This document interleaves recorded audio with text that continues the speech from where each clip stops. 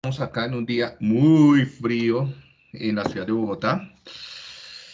Espero que ustedes, mis queridos estudiantes, estén allá, pues, bueno, no debajo de las cobijas porque no podrán estar muy atentos y de pronto los duermo. Entonces no es la idea dormirlos, pero sí que por lo menos estén calienticos, bien abrigados y con una tacita de café, de chocolatico o de aromática, tecito que los ponga muy calienticos y enérgicos. ¿Listo? Bueno, entonces, esta sería nuestra segunda clase de anatomía. Bien, ¿qué vimos en nuestra primera clase? Hasta el momento, lo que hemos visto es que comenzamos a hacer una introducción al sistema nervioso. Vimos que el sistema nervioso se compone de células nerviosas, principalmente neuronas y neuroglías, que son de diferentes tipos, que están interactuando de forma intensa en tiempo real y que se están comunicando a través de señales que generan cambios fisiológicos, principalmente sobre la membrana de estas células. Bien, vimos que estructuralmente el sistema nervioso lo vamos a poder dividir en diferentes componentes. Entonces, acá. Entonces, el primer componente bueno, vamos formas. Entonces, partiríamos de algo de la gran categoría que sería sistema nervioso, sistema nervioso en general, ¿no? Entonces, el sistema nervioso, vamos, ¿qué pasó con el mouse? Bien,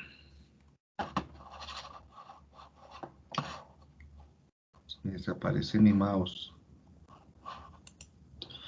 Bien, entonces el sistema nervioso se divide a su vez en dos componentes, ¿no? Y esos dos componentes dependen si está protegido o no está protegido. Entonces tendríamos un primer componente, sería el sistema nervioso periférico, ¿cierto? Que dijimos que no estaba protegido, pongámoslo en otro color, y nuestro sistema nervioso central. Sistema nervioso central, ¿cierto?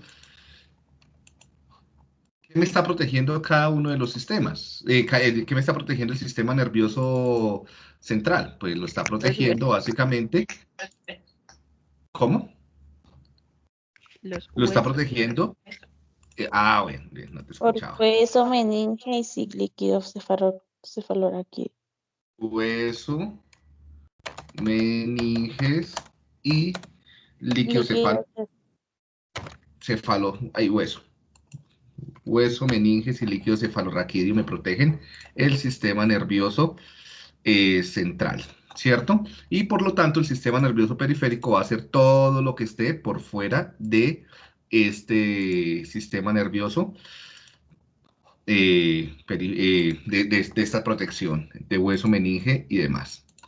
Listo. Ahora, a su vez,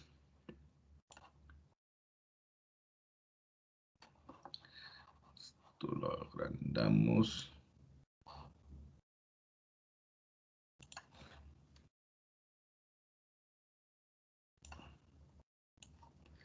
El sistema nervioso periférico, ¿cierto? Lo vamos a dividir en dos grandes componentes, dijimos, ¿cierto? ¿Qué son? ¿Me recuerdan cuáles son los dos componentes del sistema nervioso periférico? El somático y el autónomo, que es el mismo neurovegetativo. No, ustedes van volando, ¿cierto? Entonces, sistema nervioso periférico somático y sistema nervioso, control Z, periférico autónomo o neurovegetativo.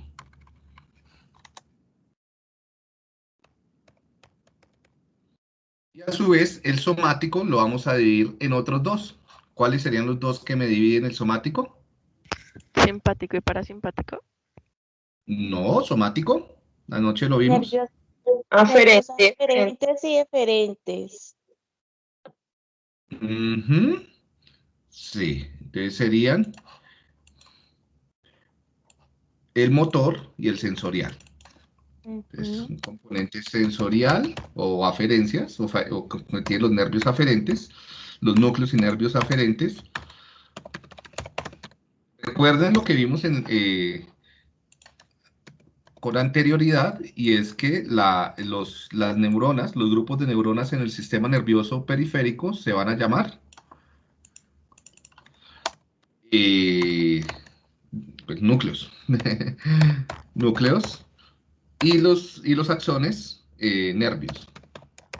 ¿Sí se acuerdan?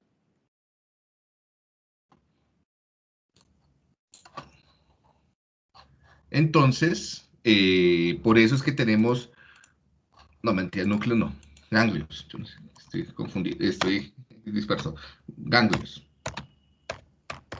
Ganglios y nervios. Entonces, los ganglios son los conjuntos de somas, de neuronas. Y los nervios son los axones. ¿Listo? Entonces, tenemos tanto ganglios y núcleos, bueno, principalmente ganglios sensoriales y nervios sensoriales. ¿Listo? Y aferentes y motores. O eferentes. Y dentro de estos vimos los pares craneales y los pares raquídeos. Ahora nos vamos a ir sobre la rama autónoma. En la rama autónoma, ahora sí, ¿cuáles tenemos? Simpático y parasimpático. Sí, y me falta uno.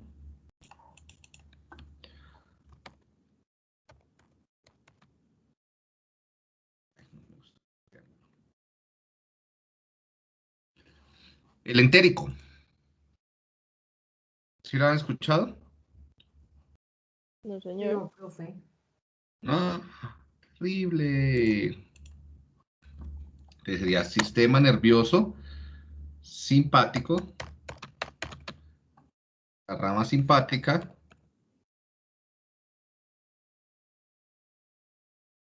la rama parasimpática y la rama entérica. ¿A qué le suena entérico?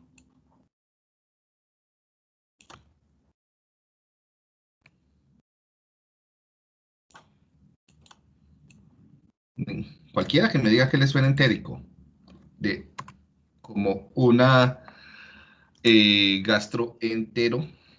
¿Sí? ¿Han escuchado esas palabras? De pronto toda la parte digestiva.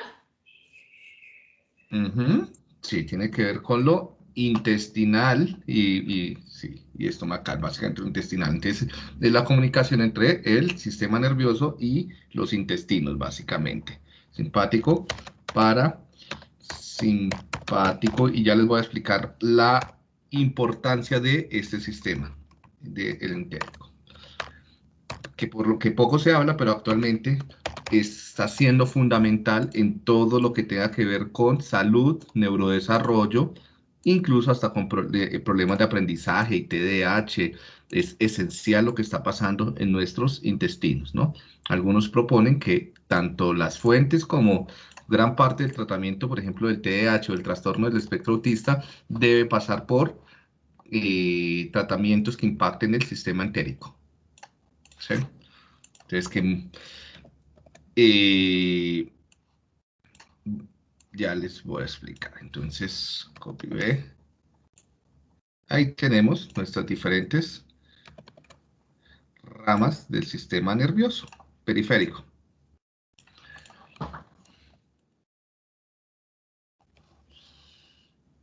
Démosle un colorcito a esto. Por ahí.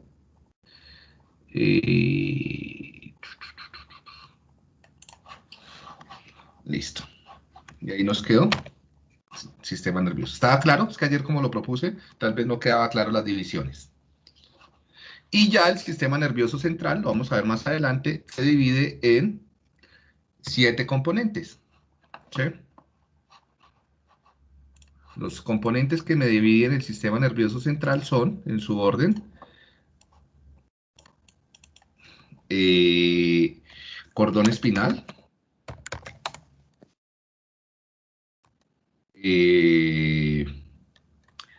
bulbo, raquídeo, puente de Barolio o protuberancia anular, cerebelo, mesencéfalo,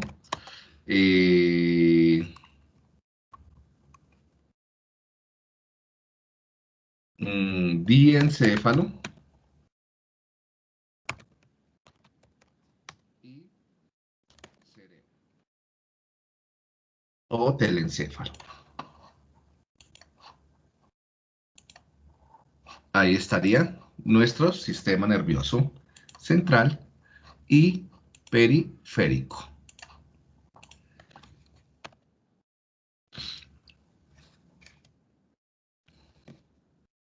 ¿Alguna pregunta? ¿Hasta acá? No, señor. Bien. Entonces, adicionalmente, ya habíamos visto, comenzamos a abordar el sistema nervioso central, el sistema nervioso somático, vimos las ramas eferentes, aferentes, principalmente vimos los nervios craneales, vimos que eran 12 nervios craneales, ¿cierto? Algunos tienen simplemente funciones motoras, otros tienen funciones sensoriales y otras mixtas. Por ejemplo, el óptico es solamente sensorial, que lleva información visual acerca de que es recolectada por los conos bastones en la retina. El oculomotor es motor, permite mover los ojos hacia un lado, hacia el otro, hacia arriba, hacia abajo, ¿cierto? Troclear, girar, rotar los ojos. El trigémino, sensorial y motor de la parte inferior de la cara para sonreírnos, ¿cierto? Para hablar, para masticar, para mover la boca. Abducen, movimientos oculares de abducir, o también y también tienen que ver con algunos reflejos oculares, tanto el oculomotor como el abducens. El facial, los movimientos de parpadeo, movimientos de la parte de la frente, ¿sí? Los movimientos alrededor de las órbitas oculares, que todo esto es esencial para nuestra expresividad facial y para también las sensaciones faciales y de la mejilla. El vestíbulo coclear, que sería un nervio muy importante es básicamente sensorial, que lleva información auditiva, básicamente organizada de forma tonotópica, es decir, por frecuencias de sonido, y también información de la posición del cuerpo, que sería el sentido vestibular, ¿no? El glosofaringio, el vago, que vimos su gran importancia, el glosofaringio, como su nombre lo dice, sensorial y motor, mixto, señales de la parte trasera de la faringe, de la laringe y de la lengua. Vago, vimos su gran importancia en las aferencias y eferencias viscerales, es el nervio visceral, el de los, en gran medida el de controla la respiración, controla los latidos cardíacos. Entonces este nervio, si llegara a fallar, chao. El espinal accesorio, movimientos de la cabeza, el hipogloso, movimientos de la lengua y también sensaciones de la lengua y del paladar. Bien, ese fue el gran resumen de cada uno de nuestros nervios. Vimos que si los quieren aprender, hay una clave. ¿Se acuerdan de la clave? ¿Cómo era? Oye, oye, mamá, papá, traigo minifalda, aunque glúteos van a estar helados. Eso, entonces cada una se refiere a una de las palabras de las palabras claves de los nervios, ¿no? Aquí estarían como más claritos dónde está ubicado cada uno de los 12 nervios craneales. Vimos los nervios raquídeos, que reciben su nombre a las vértebras que los recubren, que los protegen. Bien, listo. Hasta ahí fue el gran repaso del sistema nervioso autónomo, somático. Ahora vamos a centrarnos sobre el sistema nervioso autónomo. Se le llama autónomo porque está a cargo de las respuestas involuntarias, automáticas, viscerales, ¿sí? Tenemos baja acceso consciente, bajo control verbal sobre cómo funciona el sistema nervioso autónomo. Aunque si nos entrenamos de forma considerable, podemos ganar algún acceso sobre el funcionamiento de esto, de tal forma que con mucho entrenamiento podemos enlentecer nuestra tasa respiratoria, cardíaca, etcétera. Pero en general, este funciona de forma sin control voluntario. Bueno, también se le llama neurovegetativo y es muy importante su funcionamiento porque de él depende nuestra supervivencia, ¿no? Se encarga del funcionamiento de los principales órganos que nos mantienen vivos, del corazón, los pulmones, respuestas vegetativas de presión arterial, respuestas vegetativas de sudoración, respuestas vegetativas, por ejemplo, respuestas pupilares, tensión muscular, preparación, cantidad por ejemplo, oxígeno o dióxido de carbono en la sangre, bueno, etcétera. Tenemos básicamente tres ramas, ¿sí? La rama simpática, la rama parasimpática y la rama entérica. Por lo general, la rama simpática se encarga principalmente de controlar el uso de la energía y generar respuestas de activación. O sea, el sistema simpático debe mediar todas aquellas respuestas que necesitan aumentar nuestro metabolismo. Básicamente es un aumento del metabolismo, ¿sí? Cuando necesitamos correr, cuando necesitamos estar más activos, cuando necesitamos, nos excitamos, ¿sí? El simpático debe estar activado, ¿sí? Incluso cuando estamos muy activados, pasándola bien o mal, ¿sí? Podría mediar tanto emociones negativas como emociones, entre comillas, positivas, ¿no? Ya vamos a ver entonces qué funciones tiene asociadas. Mientras que el parasimpático se suele usar más con ahorro de energía y con reducción del metabolismo, ¿sí? De acuerdo con la teoría polivagal, se habla que hay dos tipos de sistemas parasimpáticos o dos vías del sistema parasimpático. Una dorsal, que esta medida recuerden que por el nervio vago, que es el par 10, ¿sí? Entonces, una vía dorsal y una vía ventral. Ahora las vamos a ver con detalle. Y como les había dicho, el sistema entérico que se encarga del control del sistema digestivo y en parte también de una gran permite también o envía de vuelta al sistema nervioso una gran cantidad de señales a través del vago también y de la sangre que controlan el sistema nervioso central. Entonces, también todos estos, además de tener un funcionamiento arriba-abajo, es decir, del sistema nervioso central hacia cada uno de ellos, hay vías de retroalimentación ascendentes, o sea, abajo-arriba, de tal forma que se vuelven bucles de retroalimentación y funcionamiento. Entonces, no es solamente que o sea, que el sistema nervioso los active estos, el central, sino que también el sistema nervioso central se ve afectado por el funcionamiento de cada uno de estos sistemas, ¿sí? Generando un todo. Por eso yo peleo tanto con la gente que está tan metida en la cabeza. Yo les digo, sálganse de la cabeza, hay que salirse del cráneo.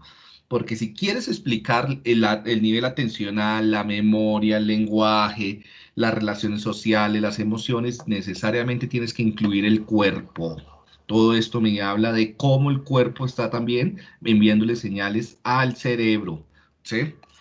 Entonces, no todo, entonces la memoria no está en el cerebro, la memoria pasa también por lo que pasa en los intestinos, la atención también pasa por lo que pasa en los intestinos, etcétera. ¿Sí? Si yo cambio, por ejemplo, mi nutrición, voy a cambiar mis emociones o voy a cambiar mi nivel atencional, porque se están enviando señales diferentes hacia el cerebro que permiten hacer cosas diferentes. ¿Hasta ahí alguna pregunta, muchachos?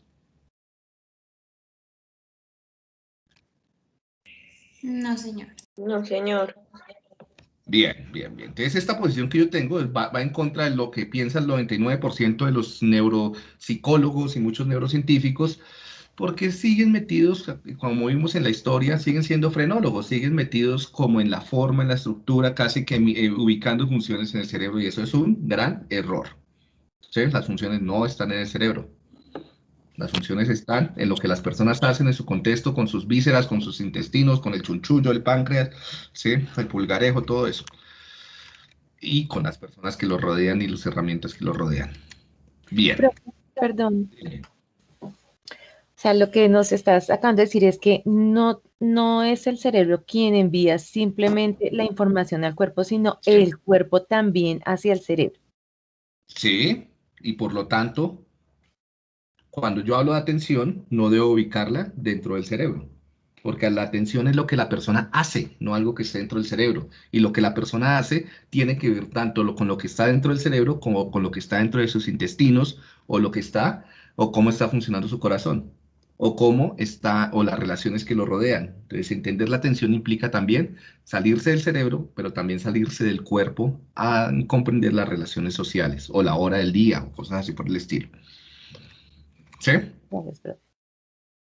Les digo, esto es muy, un poquito alejado de lo que nos suelen mostrar en los libros. Es, mire, sí, cuando estamos atentos se activa la corteza prefrontal dorsolateral.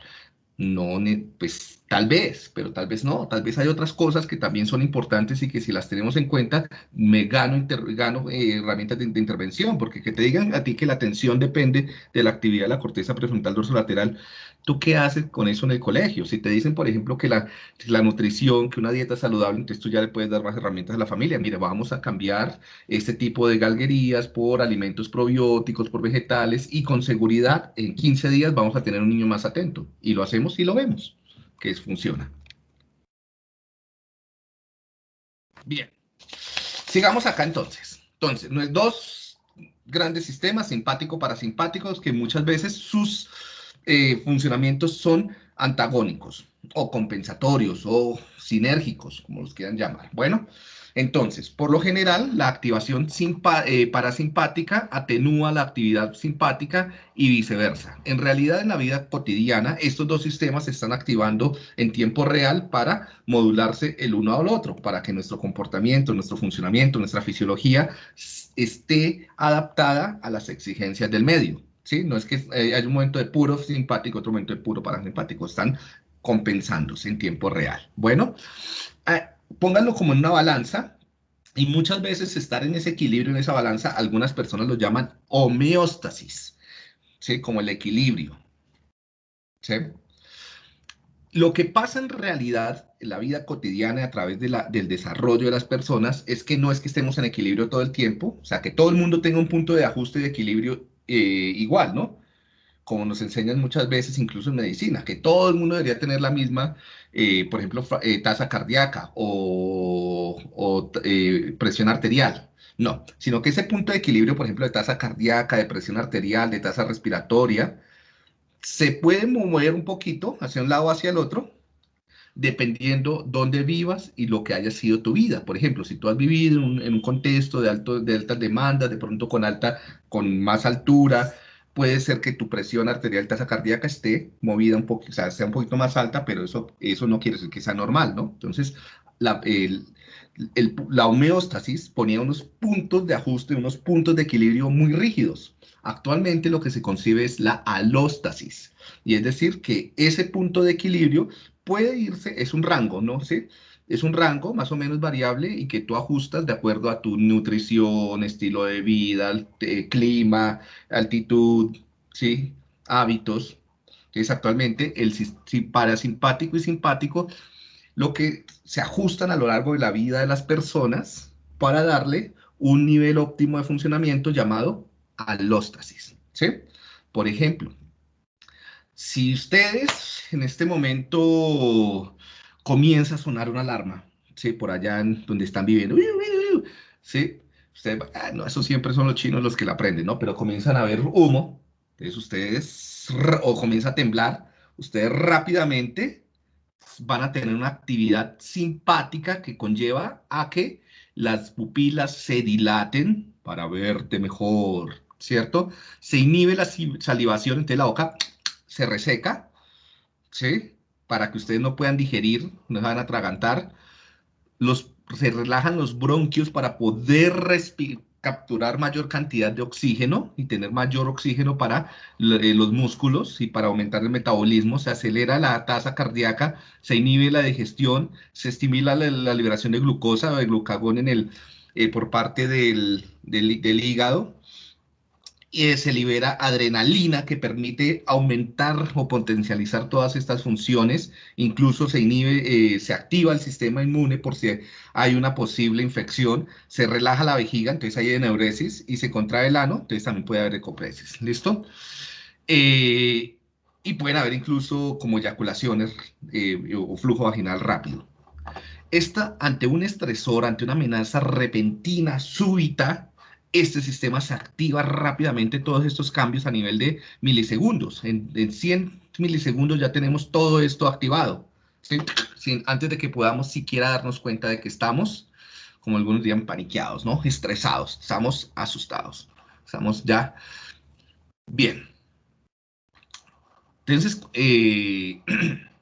resulta que ustedes se dan cuenta que no, pues pasó el temblor rápidamente, tienen que calmarse, o no vieron y no era ningún incendio ni nada, sino era alguien que estaba quemando basura. Y entonces de una vez estas actividades parasimpáticas comienzan a modular o a compensar las simpáticas, volviendo al estado de base, al estado de equilibrio relativo con respecto a su estilo de vida, que sería el estado de alóstasis. En la literatura viejita se llama homeostasis, en la literatura moderna se llama alóstasis. ¿Listo? Y entonces, ¿qué hace? Pues, entonces ya las pupilas, si ya cuando ustedes ven que no hay peligro, se contraen las pupilas, vuelven a salivar, ya pueden comer, se reduce la tasa cardíaca, se contraen los bronquios, pueden respirar más relajadamente, ya pueden hacer digestión, ya no les van a salir úlceras, se estimula, ahora entra en un estado de almacenamiento de energía, se contrae la vejiga, bueno, y se relaja el recto. Y en este paso también pueden haber erecciones. Bien. ¿Hasta ahí está claro?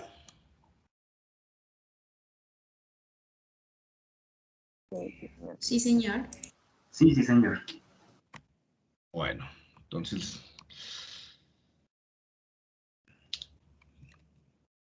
Entonces tengan en cuenta, muchachos, que cuando ustedes llega un niño de evaluación, una persona de evaluación, que los vea a ustedes como tan extraños, ustedes comienzan a ponerle las pruebas cognitivas para ser evaluados. ¿Cuál creen que sea el sistema que se comienza a activar? El El simpático. El simpático, muy bien. Aquí no está, pero a la vez también este sistema podría llevar a la liberación a través de otra vía, ¿sí? Que es la vía endocrina, la liberación de cortisol. La adrenalina y el cortisol también viajan por la sangre, todos esos cambios se hacen a través de vía nerviosa o vía sanguínea, ¿sí? A través de las hormonas, llegando otra vez al cerebro. Pueden generar retroalimentaciones en el cerebro para o atenuarlo, si tú tienes estrategias de control, y si no las tienes, para generar un ciclo de hiperactivación simpática, ¿no? Entonces se va volviendo un ciclo de cada vez activarse más, ¿no? Y va a ser muy difícil controlarse. Entonces tienen que estar muy sensibles a las señales simpáticas porque estas van a bloquear el desempeño de la persona durante una evaluación, incluso también durante una evaluación dentro de un contexto académico, ¿sí? Una previa, un quiz, ¿sí? Tengan en cuenta también que, bueno, un nivel de actividad simpática es necesaria para que, por ejemplo, los procesos atencionales y de memoria funcionen mejor, ¿sí? Pero si si se pierde el control, si se rompe esa alóstasis de las que les hablé, entonces, pues el funcionamiento tanto en la memoria como la atención, como y demás funciones cognitivas van a quebrarse, ¿sí? Generando pues bajo desempeño, tanto en las pruebas de evaluación neuropsicológicas como en las tareas académicas, ¿sí? Entonces debemos tanto tener tareas que activen el simpático como tareas que activen el parasimpático. ¿Qué actividades activan el parasimpático? El juego, el cuidado, las conductas prosociales, reírnos, todo esto es actividad vagal, recuerden, del nervio vago. Un masaje, el frío, la respiración tranquila, ¿sí? Más una respiración abdominal.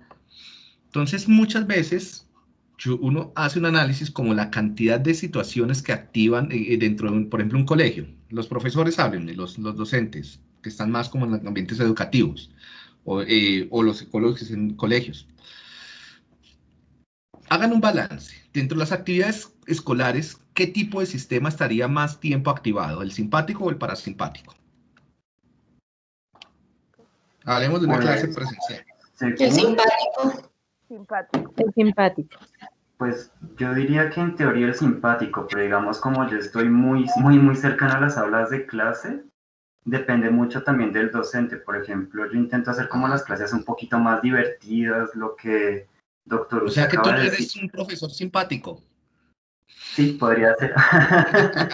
Ahí fue eres con, un profesor parasimpático. parasimpático, sí, porque digamos, eso sí lo leí, digamos, yo tengo la costumbre de como de estar leyendo y justamente leí una revista que es en francés, creo que en español sería como Juego y Memoria, Sí, y ellos precisamente hablaban de eso, de que para, digamos, los niños, tanto adolescentes o inclusive también los adultos, viven en un ambiente de estrés debido a que el sistema de evaluación es muy tradicionalista. Entonces, digamos, hay profesores que son como súper exigentes, por ejemplo, lo que es pase al tablero, explique, por ejemplo, ese ahí, tipo de digamos, se cosas. activan los sistemas simpáticos, porque creo que la persona, sea niño, adolescente o adulto, queda como en un estado de emergencia. Entonces Por lo la que yo presión hago es social. como, exactamente. Entonces, digamos, hay veces que, por ejemplo, esto en los chicos, digamos, eso es lo que yo diría que genera el bloqueo, que cuando dicen, uy, eso yo me lo sabía, pero quedé bloqueado, o sea, quedé en blanco. Sí, en los exámenes, tareas de competición, ¿no? Por ejemplo, el primero Ujú, que haga tal cosa. Esas exacto. tareas, o sea, no hay tareas, no hay estrategias, no hay didácticas necesariamente malas. Y activar el simpático no es malo per se, no podemos vivir en un mundo, si ya les dije que es bueno es tener un cierto nivel de activación. El problema es cuando se genera activación sin control o cuando todo se basa en el estrés, la ansiedad y la activación. Dime, Magda. Ay, no, profe, era apoyando lo que decía de pronto David. Ah, Yo ok. también tengo experiencia a nivel educativo, entonces, actividades, clases, digamos, como música, educación física, danza, activan pues el sistema parasimpático, o sea, mantienen como la regulación Ujú. con el sistema parasimpático. Y asignaturas como matemáticas, Depende de la castellano, danza. tal vez historia, eso lo que generan tal vez la atención, por los contextos también que se ven dentro de esas, son asignaturas que exigen de Porque pronto se un va. nivel de atención y de conocimiento, mientras las otras son más de movimiento, del compartir social, entonces de pronto es a raíz de eso también. Y Pero si, por ejemplo, vas a bailar desafortunadamente, ballet, necesitas activar el simpático para poder moverte. bueno, bien, buen dato. Correr. O sea, Y claro, lo que pasa tristemente, es que estas actividades compensan la activación con la socialización. bien, sí, exacto. Bueno, y también lo que decía Diego, pues desafortunadamente nuestros sistemas educativos todavía son muy desactualizados, hay muy poco el ejercicio del docente que se quiere de pronto actualizar, innovar en esas estrategias que permitan, por medio de la lúdica, el juego, ¿verdad? Hacer un poquito más agradables y tranquilas estas asignaturas. Entonces, sí predomina mucho también como esa atención al estudiante donde la mayor parte del día, pues me imagino que el niño está sometido como a esa activación de su sistema, tal vez simpático en la parte, hablando de lo que es la tensión y la Y hay exigencia, ¿no? Y dependiendo de tu genética y de lo que has vivido a lo largo de tu vida y del ambiente familiar y de tu nutrición y, bueno, y de tu salud, a algunas personas les es más fácil controlar esto, ¿no? Entonces no hay tanto problema de activarlos, pero sí hay personas en los que una vez activados se les cuesta mucho desactivarse. No sé si les ha pasado, ustedes tienen familiares, amigos, que por ejemplo se asustan y duran horas asustados. ¿Sí? Y le cuentan a todo el mundo y tú no los ves y en realidad como que les cuesta deshacerse o ven una cucaracha, una rata y eso arman un escándalo, duran como 3 horas. No, pero, ¿sí? Entonces, ese tipo de actividades demasiado que generan este desbalance metabólico y de activación pueden impactar más en personas, en ciertas personas que en otras. Ahí es donde tenemos que tener cuidado. Otra cosa, no siempre, nosotros solemos estar sesgados en aquel, o muchas personas sesgados en aquellas habilidades que valoramos, por ejemplo, la respuesta rápida y la memorización, ¿sí? Hay personas que no, que por cómo es su neurodesarrollo, su fisiología, sí, no se les facilita ese tipo de funcionamientos. ¿Sí? Y eso es injusto. yo creo que acá no todos acá somos atletas, pero hay unos que corren más rápido que otros. Y si yo les pongo a correr 100 metros planos, habrán unos que los hacen en 10, 15 segundos, otros en 12, otros 20, otros llegan a la mitad de la cuadra y ya están agotados, ¿cierto? Y si yo todos los días los pongo en una carrera de 100 metros plano, pues siempre van a ganar unas mismas personas. Entonces, si yo todos los días en todas las clases les pongo el primero que me responda, el que lo haga más rápido, el que recuerde más cosas, hay personas que no tienen las condiciones fisiológicas para rendir en ese tipo de actividades y eso no garantiza nada en el mundo. Si respondes rápido, recordar muchos datos ni te hace más feliz, ni te va a hacer mejor trabajador, ni mejor persona. Sí, entonces, claro, hay rangos donde ya puede ser problemático, entonces ahí sí necesitamos pues la parte clínica. Entonces simplemente veamos que esto se puede comenzar, esto a pesar de que sea tan lejano de la vida cotidiana, es la vida cotidiana, es lo que pasa en el consultorio, es lo que pasa en el aula de clase. ¿Listo? Bien. La teoría polivagal, esta es la versión clásica de simpático-parasimpático, ¿no? Más recientemente, Porges propuso una teoría que se llama teoría polivagal, y entonces el nervio vago, que es el que en gran medida está mediando la respuesta parasimpática, se divide en dos ramas. Una rama antigua que se desarrolló con los reptiles y anfibios, y una rama moderna que se desarrolló con los mamíferos, o sea, que está en nosotros. La rama antigua no está mielinizada. La rama moderna del parasimpático, del vago, sí está mielinizada y median respuestas diferentes. Entonces, tenemos, ante una situación de seguridad, donde socializamos, donde nos reímos, donde establecemos vínculos, ¿sí?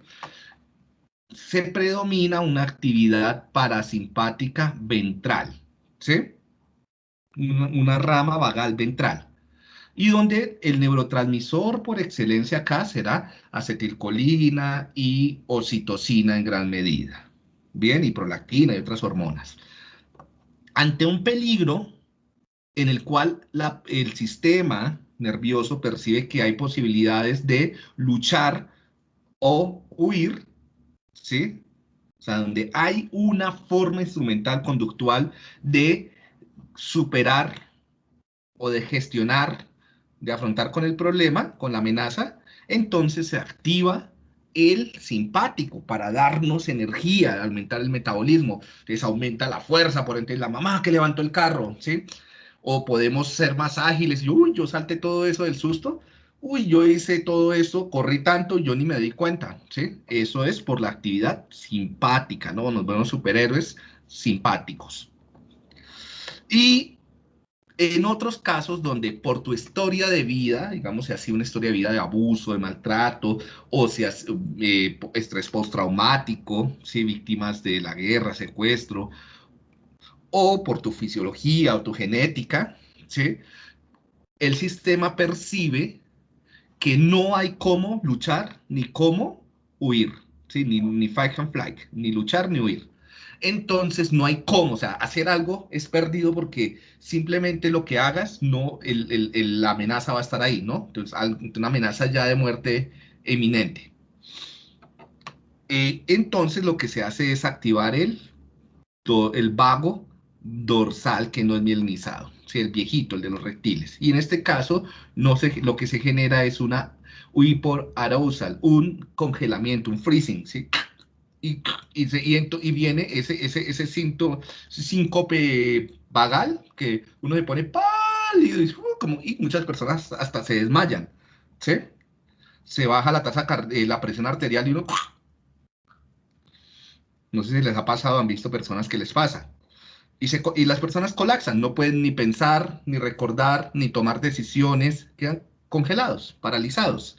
Entonces vean que hay muchas rutas, ¿no? Hay personas que ante un peligro, sin saberlo, llegan y sacan un puño y le dan un puño al ladrón. Otras personas se congelan y no saben qué hacer. Y uno, pero muévase que se le va a caer la casa encima. ¿Alguna pregunta? ¿Sí les ha pasado? ¿Sí han visto esto en su vida real? Sí, doctor, qué pena. Entonces, Pregunta, digamos que... ¿ahí también juega el sistema de alerta o es diferente? El simpático estaría relacionado con el sistema de alerta.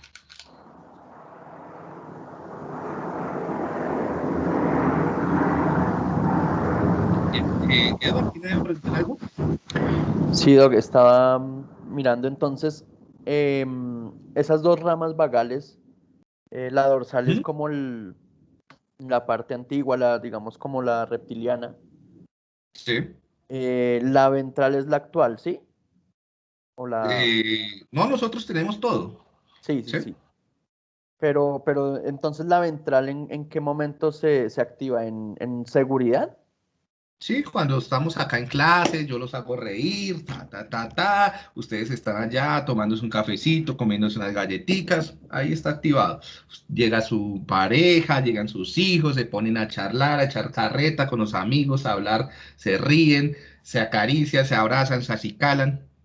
En todo ese momento están en modo de digestión y ahorro de energía. Por eso es que uno come principalmente cuando está tranquilo y cuando está rodeado de personas. Comer intranquilo y solo es muy feo, ¿sí? Porque el sistema no está hecho para eso. Y la dorsal se activa cuando uno queda como en congelamiento ante algún evento, ¿sí? Una amenaza que se percibe incontrolable. Ok, listo. Perfecto. ¿Sí? Y pues, como es una percepción, depende de lo que haya sido tu estilo de vida. Entonces, lo que para unas personas es controlable y para otras personas no. Entonces, por ejemplo, ante el mismo evento, unos se congelan, otros se activan más y hacen cosas que nunca lo hubieran pensado. Bien. Bien. Listo. Listo, este es nuestro nervio vago, ¿no? Ustedes vean que el vago tiene unas fibras aferentes y unas eferentes, ¿cierto? Estas serían las aferencias vagales que vienen de las vísceras, ¿sí? Del chunchullo, del pulgarejo, ¿sí? Del bofe, de todo esto. ¿Y esto qué señales lleva? Esto lleva señales de cómo está funcionando nuestro cuerpo, ¿sí? Cómo es nuestro estado interno, que tiene mucho que ver con nuestra nutrición y nuestra salud. Entonces, esto hacia el cerebro, le va a decir al cerebro que active o desactive respuestas inflamatorias, por ejemplo. Ahora que tanto está de moda la inflamación con el COVID y con el estrés y con la ansiedad. ¿Sí? Entonces, si estamos ansiosos, el vago también le va a decir al cerebro que aumente la respuesta inflamatoria, lo cual va a ser muy nocivo porque se vienen enfermedades, pues respuestas inflamatorias como rinitis, bueno, todas las terminadas en itis, ¿no? Gastroenteritis, bueno, lo que sea. Si es lo que dicen, no, estoy somatizando, ¿no? La somatización no existe, simplemente es que tu cuerpo está, pues, teniendo síntomas de ansiedad. ¿Sí? O sea, ¿por qué les digo que la somatización no existe como tal? Porque es que cuando hablan de somatización, acuden a un discurso dualista, como que la mente se refleja en el cuerpo, ¿no? No existe tal cosa como mente, ustedes son su cerebro, su cuerpo, o sea, somos lo que tenemos, o sea, todo es físico, no hay, sí, por lo menos desde las neurociencias. Sí. Bien. Incluso, pues, lo psicológico tiene un componente físico y viceversa. Bien. También señales de si estamos llenos, si tenemos hambre, ¿sí?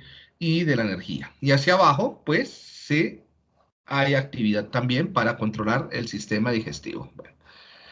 Y si esto se quiebra, pueden haber diferentes tipos de alteraciones como depresión, estrés postraumático, demencias, etc. Veamos, bueno, ya hablamos del simpático.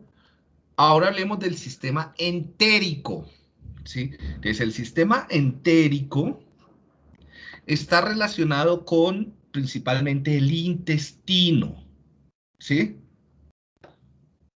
Y en una medida con el estómago, ¿no?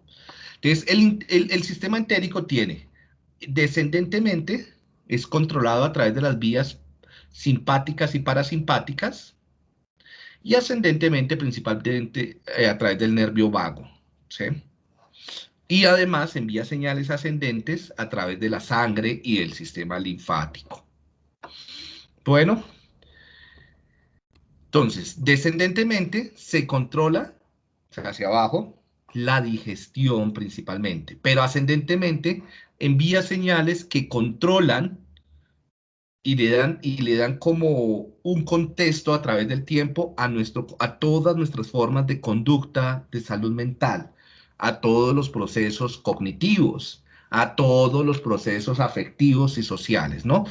Actualmente ha ganado una gran relevancia el sistema eje, o el eje, mejor, cerebro-intestino. Ustedes escriben en internet eje intestino-cerebro y hay miles de artículos que están saliendo porque esto se está volviendo muy relevante. Esto está cambiando completamente cómo entendemos nosotros el comportamiento, la cognición, la terapia, etcétera. ¿Sí? Por ejemplo, escribimos brain, gut, axis, and autism.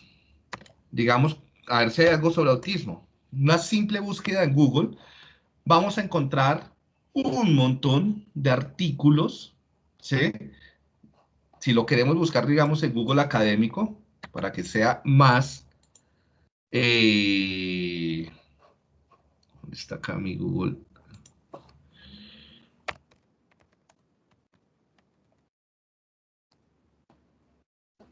Scholar Google. Ya les muestro la salida. Entonces buscamos esto nomás, así como les dije, y 15.000 resultados, 15.800, ¿no? Y ustedes ven, y hay una gran cantidad de artículos sobre cómo los microbios, las bacterias que están en el intestino están controlando o están asociados con los síntomas conductuales, cognitivos y sociales del espectro del autismo, ¿sí? Entonces, acá le doy impresión de pantalla, la voy a pegar acá para mostrarles la salida.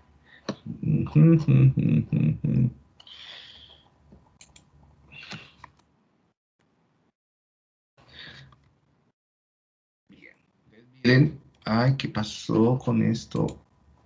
Ah, es que lo pegué en sistema simpático, sistema entérico. Ya. Listo. Entonces miren la pequeña búsqueda que hice y miren todos los artículos que comienzan a aparecer, ¿no? Entonces es algo completamente relevante. Pueden cambiar autismo por depresión, por dislexia, por TDAH, por lo que sea. Entonces esto vuelve a fortalecer mi idea o la que les vengo vendiendo de que la cognición no está en el cerebro, los problemas de aprendizaje no están en el cerebro, sino también tienen que ver la nutrición, tiene que ver nuestra salud, tiene que ver lo que somos, lo que hacemos y con quién vivimos, porque las bacterias se comparten entre las personas que viven en la misma casa. ¿Sí? Bueno, entonces el eje intestino-cerebro, ¿sí? Que está asociado con este sistema entérico, entonces, por un lado, controla los niveles de serotonina, controla los niveles de citocinas proinflamatorias, que ahora están tan de moda con todo el cuento de la ansiedad y el COVID, ¿no? Que comienzan esas tormentas inflamatorias. Entonces vean que se pueden controlar, controlando también la nutrición y los niveles de ansiedad y demás. O si, por ejemplo, nos da COVID, puede ser que tengamos trastornos de atención, trastornos de memoria, trastornos de ansiedad, simplemente por el envío de las citoquinas desde el intestino. El tono vagal, entonces, bueno, el tono vagal que tiene que ver con nuestras emociones como de socialización, ¿sí? Y se controla este eje intestino a través, no solamente de lo que pensamos y hacemos, sino también a través de la composición del microbioma, de la comida, y bueno, y de funciones como la siesta estomacal. Entonces, ay, ¿qué pasó acá? Give me a moment. Que la animación se volvió loca acá. Animaciones, aparecer. Listo.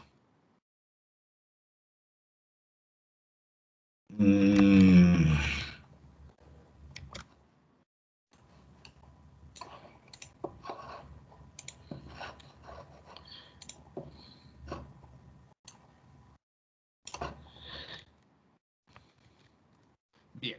Entonces, hay una gran cantidad de ejemplos con animales y también con humanos, donde se ha demostrado que las bacterias que habitan dentro de los intestinos y dentro de los animales, cerca del 35% al 45% de las células que están en nuestro cuerpo no son nuestras, no tienen nuestro genoma, son bacterias que viven dentro de nosotros. ¿sí? Y las necesitamos para funcionar. O sea, por eso es que tampoco es bueno estar atacando tanto las bacterias, ¿no? Hábitos de vida demasiado asépticos y que ataquen radicalmente las bacterias, por ejemplo, consumir antibióticos, ahora el cuento de los antibacteriales, puede generar trastornos del comportamiento, de la cognición, de la socialización, porque acaban las bacterias que necesitamos para vivir y generan respuestas inflamatorias. Entonces, bueno, por ejemplo, las bacterias que anidan estas hormigas son capaces de hacer que la hormiga cambie completamente sus hábitos de vida, de ingesta y de socialización para tratar de transmitirse a otras hormigas. El virus de la rabia también, por ejemplo, puede cambiar la conducta de un animal como un perro, un murciélago, un gato, lo que sea.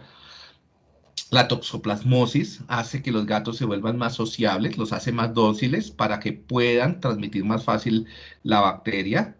Lo mismo la salmonela entérica en las ratas, las hace que quieran comer más alimentos en descomposición para tratar de producir o aumenta, por ejemplo, su digestión, su ingesta, para que estas bacterias puedan nutrirse más rápidamente.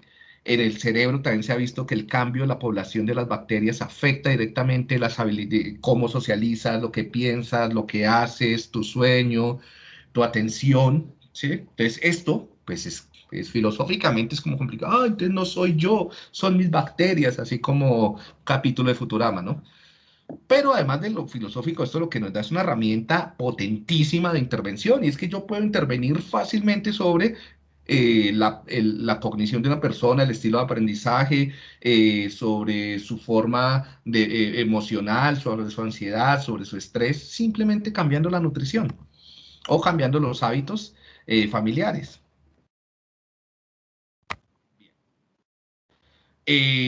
Acá hay una gran cantidad de enfermedades asociadas al sistema entérico, entonces si vemos que son las que no son clásicas, que son las que nos interesan, entonces el Alzheimer, el trastorno de espectro autista, la esclerosis múltiple, la enfermedad de Parkinson, ¿sí? Y otras. Bien, vamos a dejar entonces esta porcioncita, este video hasta acá. ¿Alguna pregunta sobre el sistema nervioso periférico?